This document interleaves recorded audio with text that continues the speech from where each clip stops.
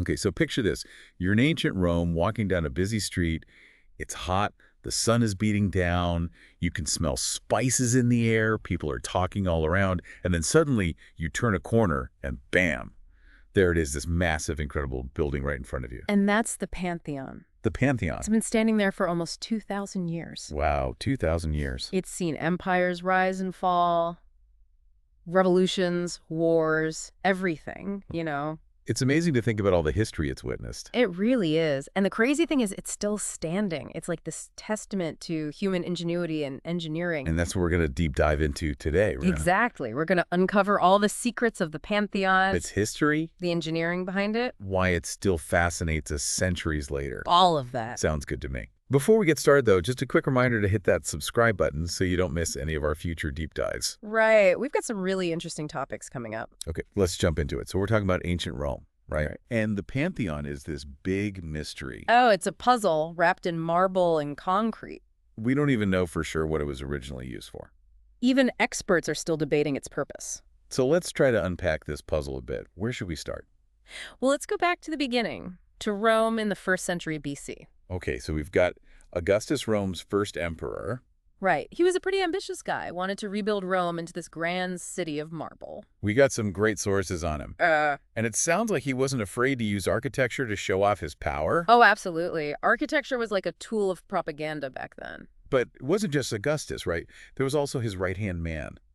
Agrippa? Yeah, Agrippa. Yeah. He seems like he was the one actually getting things done. He was an engineer, a problem solver, even a sewer explorer. A sewer explorer. Yeah. Apparently he wasn't afraid to get his hands dirty. Wow, that's dedication. He was a key figure in shaping the landscape of Rome. And he was the one who built the first Pantheon. That's right. Back in the 20s BC. Not the one we see today, though. No.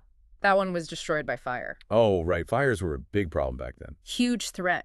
Wooden structures, narrow streets. It was a recipe for disaster. So the first Pantheon burns down, and then... It was rebuilt. But then it burned down again. Again? Yeah, either during the reign of Trajan or Hadrian. So the Pantheon we see today is actually the third version. Exactly. That's wild. And here's the interesting thing. Even though Trajan or Hadrian rebuilt it, it still has Agrippa's name on the facade.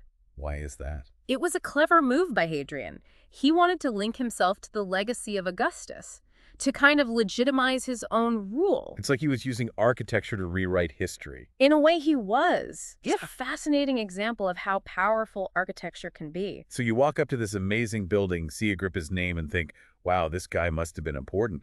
But you're actually looking at a building created over a century later. That's the genius of it. It's subtle but effective. Okay, so we've talked about Agrippa and the rebuilding of the Pantheon. But what about the name itself, Pantheon? It means temple to all gods, right?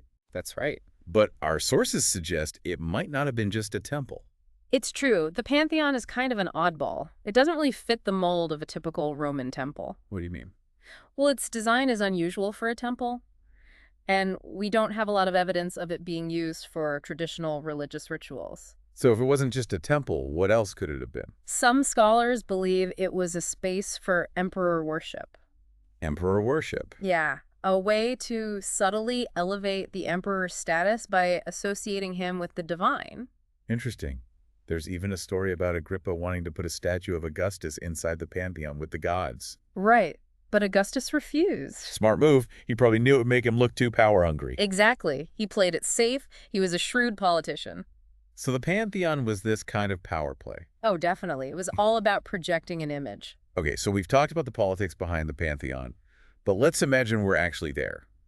What would we see as we approach this building? Well, first you'd have to navigate the busy streets of Rome. Dodging chariots and street vendors. Exactly. It would have been quite a scene. But then you finally reach the Pantheon.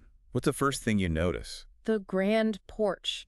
It's got this triangular pediment held up by these massive granite columns. And those columns are huge, right? Massive. They were shipped all the way from Egypt. From Egypt? Yeah. Can you imagine the logistics of that? That's incredible. It was a huge undertaking. It took a lot of planning and manpower to get those columns from Egypt to Rome. And I bet it cost a fortune. Oh, I'm sure. But it was worth it. The Romans wanted to make a statement. And they definitely did. Yeah. But there was a little problem with those columns, wasn't there? Ah, yes. The columns were actually supposed to be even taller. What happened? We don't know for sure. Yeah. Maybe the wrong size was delivered or a shaft cracked during transport, Someone probably lost their head over that mistake. figuratively or literally. So they had to adapt the design and make do with the shorter columns. That's right. And if you look closely today, you can still see evidence of that change in the proportions of the porch. So even in a building as grand as the Pantheon, there are reminders that humans make mistakes. Even the Romans. But even with the shorter columns, it must have been an impressive sight. Oh, absolutely. Those columns are massive, each one weighing tens of tons. And then you've got those huge bronze doors. Ah, yes. Those doors, they're incredible. They might even date back to the original construction. Seriously, they've survived all this time. They're incredibly well preserved. It's amazing. So you walk up to these massive bronze doors. What happens next? They swing open, and you're greeted by something truly extraordinary. Okay, I'm on the edge of my seat. Tell me what you see. You step inside, expecting maybe a typical temple interior. Dark, cramped. Right. But instead, you're met with this vast, open, circular space. It's bathed in this soft, ethereal light. And above you, this dome, The dome. the largest single-span dome in the world for over a millennium. It's incredible. It seems to just float effortlessly. Yeah. And at the very top, there's a circular opening, The oculus. right? It lets in a beam of sunlight that moves across the space throughout the day. I'm trying to imagine what that must have been like for someone seeing it for the first time. It must have been mind-blowing. It's like nothing else in the world. And this dome, it's all thanks to concrete, right? That's right. The Romans were masters of concrete. They used it in ways that no one else had before. So tell me about this Roman concrete. What made it so special? Well, it was different from what we use today. It was a mix of volcanic ash lime and aggregate, and it had these remarkable properties. Like what? It was incredibly strong and durable, and it could be molded into complex shapes. So they used this special concrete to build the dome. Exactly. And they did something really clever. They used concrete of varying densities in the dome. What do you mean? The concrete at the base of the dome is thicker and heavier, and as the dome rises, the concrete gradually gets lighter. Wow. So they were really thinking about the engineering. They were brilliant, and this variation in density helped make the dome lighter and stronger. And then there's the oculus at the top. Right. It served a practical purpose. It let in light and ventilation. But it also had a symbolic meaning. Absolutely. It was a connection to the heavens. It's amazing how they combined the practical and the symbolic so seamlessly. That's what makes the Pantheon so special. It's like they were creating an experience, Yeah, not just a building. exactly. Okay, so we've got this massive dome, this incredible sense of space and light. What else would we see as we stood there taking it all in? Oh, you'd be surrounded by colors and textures. It's Yes. amazing. What kind of colors? All kinds. The interior is this blend of marbles from all over the Roman Empire. So like what kind of marble? Well, you've got Numidian yellow, Phrygian purple, even Egyptian granite. Wow. So they really brought in the best from all over. Oh, yeah.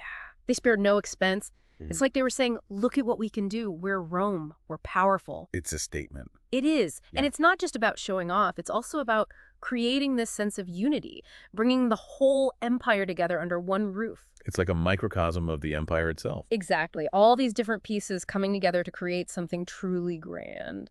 And then there's the attention to detail. Or the detail is incredible. It's everywhere you look. Like what? Give me an example. Well, there would have been statues of the gods, of course. Oh, right. The Pantheon was dedicated to all the gods. Exactly. And each statue would have been carefully placed, each one telling a story. So it's like a visual narrative. It is. And then you've got the niches. Niches. Yeah, these grand arched recesses built into the wall. Oh, right. I've seen those in pictures. They're like little shrines, each one framing a statue, creating this rhythm of light and shadow. It's all very deliberate. Oh, absolutely. Every detail was carefully considered. And then there's that upper level, right? The attic level. Yeah. Oh, it's beautiful. Yeah. It's decorated with marble panels and intricate carvings. Is that all original? Some of it has been restored over the centuries, especially during the Renaissance. But there's still some original Roman craftsmanship up there. Oh, yeah. If you look closely, you can find it. It's like a little hidden treasure. I love that idea.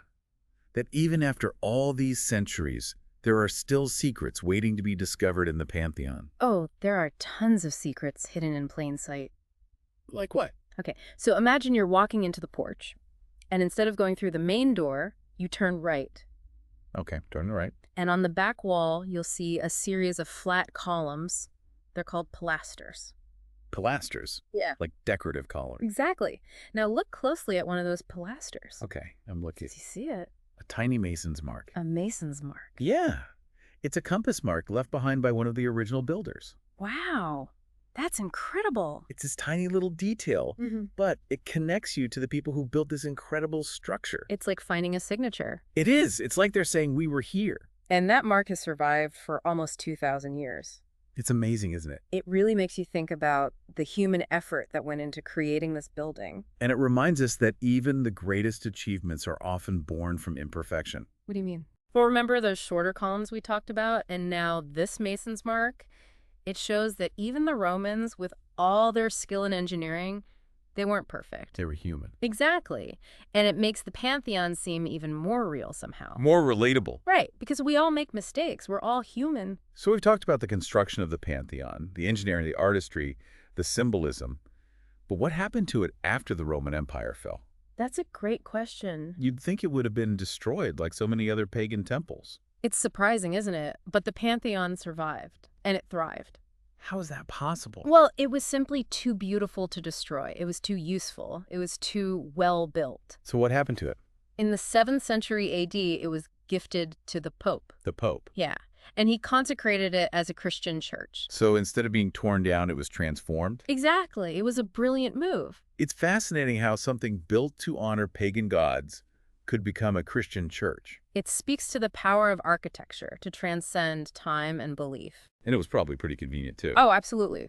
The Pantheon was already designed to be this grand, impressive space, and it was incredibly well built. It was perfect for a church.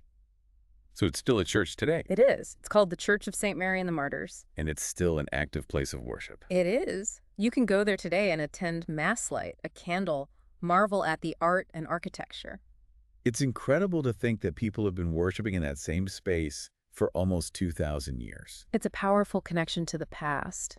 It really makes you realize that we're part of something much bigger than ourselves. Something that stretches back centuries. It's humbling. It is. But it's also inspiring.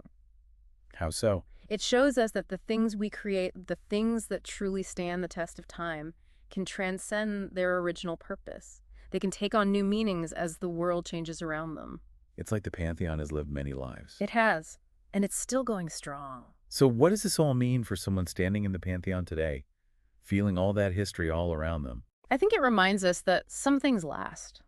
You know, some things have this enduring power, like human creativity and ingenuity. It makes you think about what really matters in the long run. Exactly. And it's like this challenge to think about history differently. In what way? How do you mean? Well, we usually think of history as like a bunch of dates and names. Yeah, a timeline of events. But the Pantheon shows us that history is actually dynamic. It's constantly changing. It's alive. Right. It's like it's still happening. It's not just something in the past.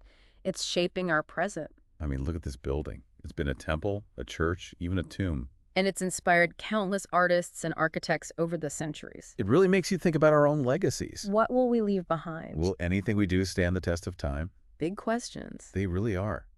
But maybe the Pantheon can help us find some answers. Maybe. It's this amazing combination of grandeur and humility, beauty and imperfection. It's a teacher. It's a guide. And it's a powerful reminder that even when everything seems chaotic and uncertain, some things endure. So next time I see a picture of the Pantheon, or even just hear its name, I'm going to imagine myself standing there, Under that dome. feeling the weight of 2,000 years in history. It's an experience everyone should have at least once in their lives. It's truly awe-inspiring. And maybe it'll even inspire us to create something that leaves its own mark on the world. Well, that was an incredible deep dive. It really makes you appreciate the power of architecture. And the ingenuity of the Romans. They were ahead of their time. Absolutely. So what about you? What stood out to you the most about the Pantheon? I think for me it's the dome. It's just such an incredible feat of engineering. Share your thoughts with us on social media using #TheDeepDive. And don't forget to subscribe so you never miss an episode. Until next time, keep exploring.